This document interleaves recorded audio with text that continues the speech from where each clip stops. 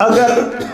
آپ ہمارے مہمان بن کر آئیں تو ہم تو زیادہ سے زیادہ آپ کو پتہ نہیں کوئی جوس، چلو بھی چائے پلا دو، جوس پلا دو،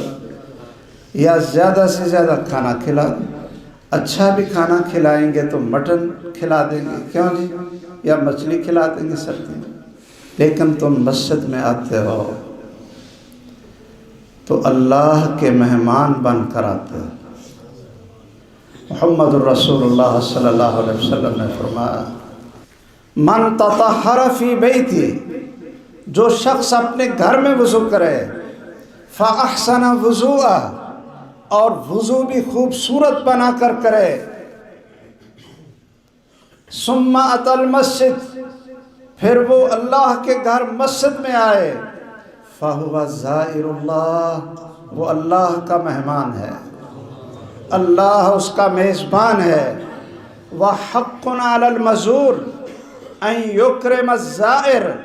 اور میزبان پر حق ہے، فرض ہے کہ وہ اپنے مہمان کی مہمان نوازی کرے۔ اچھا،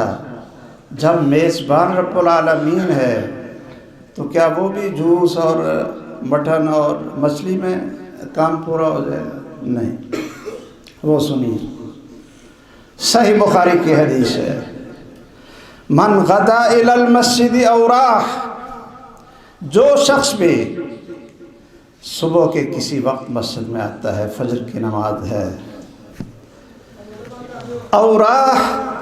یا پچھلے وقت کی نمازیں ہیں، ظہر ہے، عصر ہے، مغرب ہے، عشاء ہے، نماز کا وقت نہیں بھی ہے، مسجد میں آتا ہے، 2 رکعت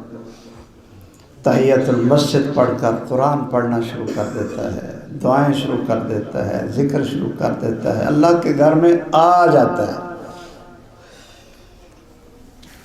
وہ صبح آئے، شام آئے،